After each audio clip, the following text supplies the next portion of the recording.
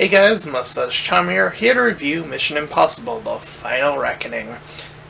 So I've seen the trailer for this movie a few times, and I've sort of loosely followed the franchise of Mission Impossible. I wouldn't say I'm the biggest fan by any stretch of the imagination. I just thought they were more casual, fun action movies overall.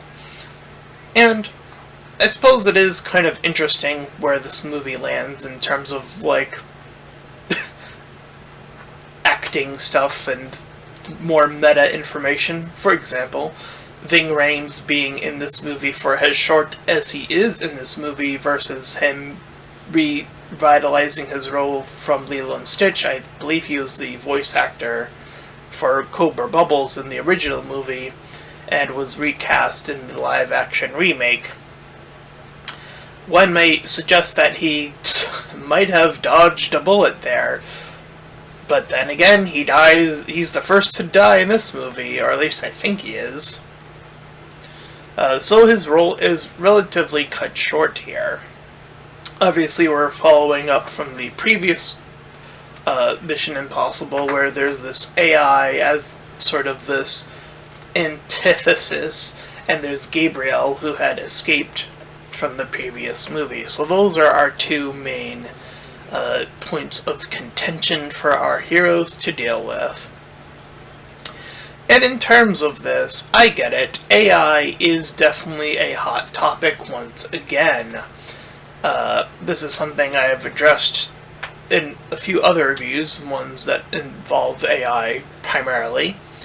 And it's always nice to get that refresher of what the risk of, pursuing AI, which is something this current political preview is trying to move towards, which is baffling but not surprising whatsoever.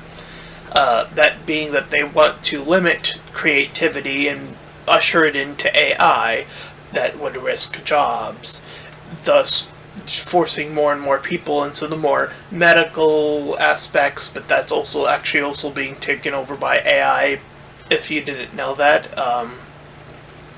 In certain medical procedures, AI is used, in case you did not know that. So even there, AI is used. They want more police enforcement and lower educated people, which is why, the whole we're going state by state and, yeah, it's fucked. The system is so fucked. Like, America is the best at being mediocre. I have never said that before, but I think it's meant to put political, since political stuff is mentioned in this movie, I think it's fair to outlier the real life equivalency of where we are currently. I mean, this movie does sort of mirror that to an extent. Again, where AI currently is.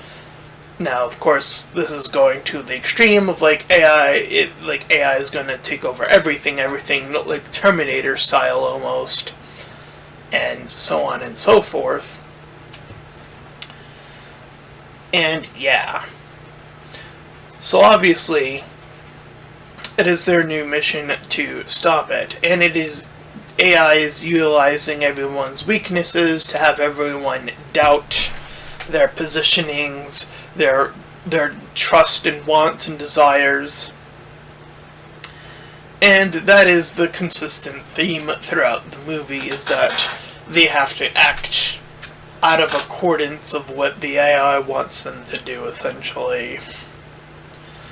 And to simultaneously prep to store the AI system elsewhere and cut off its potentiality to siphon it elsewhere, essentially. So that's what this movie boils down to at its core. And of course, along the way, you get him doing all the stunts with the airplane, because of course. And we have him in these extraordinary situations, like him going underwater in this, ship that is, sinking, to essentially grab the AI kicker box MacGuffin thing to hand deliver it to Gabriel so that he can move it elsewhere. I think that's what their initial plan was.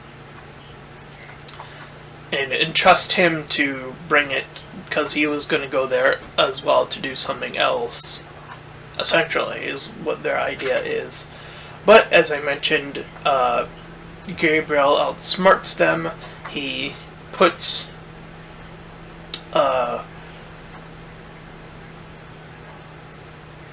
Ethan's friend there, I don't remember his name now.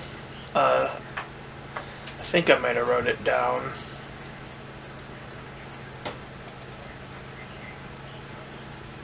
Give me a second here. That was my notepad, if it pops up. But essentially, no, I did not write. I don't have notes for this movie. Okay. So I'm just kind of spitballing here, so apologies. My notes are still on Lilo and Stitch. Anyway. The guy who played Cobra Bubbles is forced to stay to, stop a bomb from making an uber impact to have it be in a lesser extent, because apparently there was no stopping this version of this bomb. And yeah, so that he's the first to go. I think that's the case. I don't remember anyone previously going. And from there, it is a race. Ethan, who separates from the rest of the group, he puts Benji in charge. That's Simon Pegg's character, if I remember. And him being like the new leader, and them going to elsewhere to essentially help, grab the coordinates so that he could lift up from the submerged water and have something to get to. So he has his expert thief, whose name I don't remember as well, the lady thief. I think there's supposed to be romantic tension between him and her, question mark? I think so, anyway.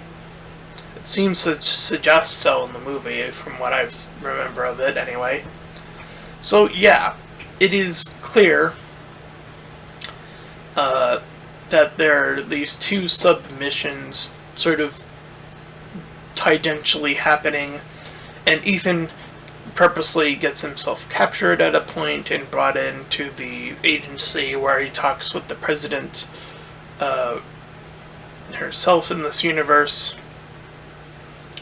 And essentially, him pushing the idea, again, as I mentioned, the theme of entrusting what these human decisions are going to lead to versus giving the AI what it wants significantly faster.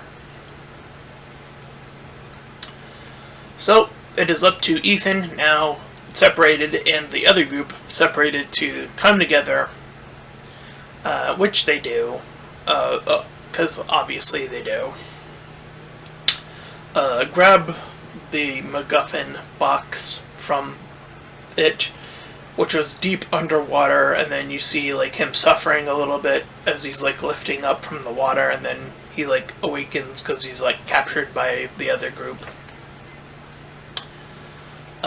Ben, with it, his original plan, again as I mentioned, was to give it to Gabriel and have Gabriel bring it the rest of the way, but two of the other agents were caved in on and had everyone, you had this sort of trifecta gun out, essentially, in this cave area where Gabriel, Ethan, and the ex-agents, I guess I'll call them, or whatever, sort of all fight over what to do. And our gun out begins and ends, and of course Ethan gets out chasing Gabriel, who also gets out. So now he has this sort of key access as the others stay behind as one of the B group, as I'll call them. Sort of one splits off behind to stop this bomb, while this other goes in, as I mentioned, to trap as what the AI is called in this movie, the entity. So we have our three groups now, indeed. Ethan chases Gabriel on this via helicopters, or not helicopters, but airplanes, like the more old school ones, and Ethan gets on one via stunt style, because of course, and then he jumps from one to the other, he's on the same plane as Gabriel, and having their fight be over that. To gain access to force the AI to move to its hidden location, as it were. And of course, Ethan succeeds, which allows the thief to succeed because she's the one leading the hiding the AI in the new MacGuffin box, small box thing, and the other group succeeds in stopping the bomb. Or at least, making sure it doesn't kill anybody, essentially. I think it does go off, technically speaking, but they escape. I don't know. The cutting in this movie is a little bit odd during that juncture, so I'm not sure what it's supposed to imply there, but anyway. Point being is that, in this scuffle of scuffles, Benji nearly dies, but manages to get out as well. And they trap the entity, and everything is in the A-OK, and our group go back into the shadows as they have completed in what is conceivably the final Mission Impossible movie based on its title, but hey, there have been final things before that have gone on to not be final things. I mean, Final Fantasy is the biggest joke of them all in that way, but here we are. But hey, that's Mission Impossible, The Final Reckoning. And I would say it's sort of this more, again, casual fun, as it were. There are still its themes, so there is a little bit to chew on at the very most. So I'd probably give it like a 5 or a 6 out of 10, honestly, probably closer to a 6. A little bumpy near the end, just wiggling around who's supposed to be where, what is exploding or not exploding, and making sure these things are a little bit more clear. Clarifying these little moments here and there. Definitely could tighten those up. Other than that, there isn't really much else to pretty much go over, so that is my review of the movie. So if you ended up enjoying this, then please feel free to like, comment, and subscribe. Also make sure to check out those links in the description. One will head you to my petition about small YouTubers, so get to my PayPal where you can support me and my channel directly, and third to my Discord server. You can join Collab Shield, all that cool stuff, and until next time everyone, bye bye.